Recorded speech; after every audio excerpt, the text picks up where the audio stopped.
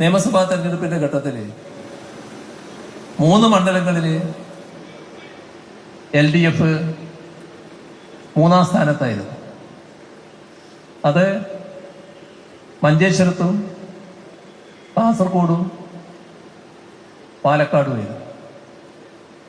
ആ പാലക്കാട് സാധാരണഗതിയിൽ ഉപതെരഞ്ഞെടുപ്പ് വരുമ്പോൾ അവിടെ ഞങ്ങളുടെ നില വല്ലാതെ അങ്ങ് ശോഷിച്ചു പോയാലാണ് ഞങ്ങൾക്ക് വലിയ ക്ഷീണം സംഭവിച്ചു എന്ന് പറയാൻ പറ്റും. പക്ഷേ കാണാൻ നമുക്ക് സാധിക്കുക, പാലക്കാട്ട് LDFന്റെ വോട്ട് വീതം കുറയല്ല ചെയ്തു. UDF ജയിച്ചിട്ടുണ്ട്. നേരത്തെ UDF ആണ് ജയിച്ചത്. കഴിഞ്ഞ കുറച്ചു കാലമായി UDF ജയിക്കുന്ന മണ്ഡലമാണ്. അവിടെ LDFന്റെ വോട്ട് വീതം നല്ല നിലയിൽ തന്നെ വർദ്ധിപ്പിക്കാൻ കഴിയും.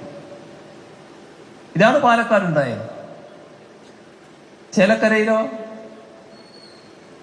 ചേലക്കരയെ കുറിച്ച് കാണേണ്ടത്, ചേലക്കരയിൽ മത്സരിച്ച പ്രധാന സ്ഥാനാർത്ഥികൾ LDFന്റെയും UDFന്റെയും സ്ഥാനാർത്ഥികൾ. ആ സ്ഥാനാർത്ഥികള് UDF സ്ഥാനാർത്ഥി തൊട്ടു മുന്നിൽ നടന്ന ലോക്സഭാ തെരഞ്ഞെടുപ്പിൽ അവിടെ മത്സരിച്ചതാണ്. ആ മത്സരിച്ച UDF സ്ഥാനാർത്ഥി ഇപ്പോ കഴിഞ്ഞ പാർലമെന്റ് തെരഞ്ഞെടുപ്പിൽ നേടിയ വോട്ട് നേടാൻ കഴിഞ്ഞോ? അവിടെ വോട്ട് കുറയാണ് ചെയ്തത്.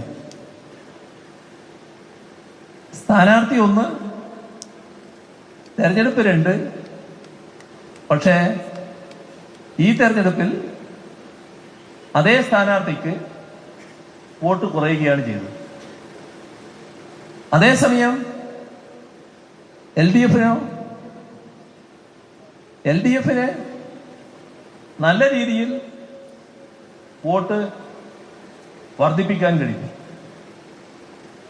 കഴിഞ്ഞ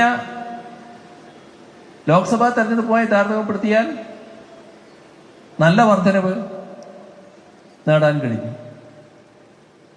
നല്ല ഭൂരിപക്ഷത്തോടെ വിജയിച്ചു വരാനും LDF സ്ഥാനാർത്ഥിക്കായി.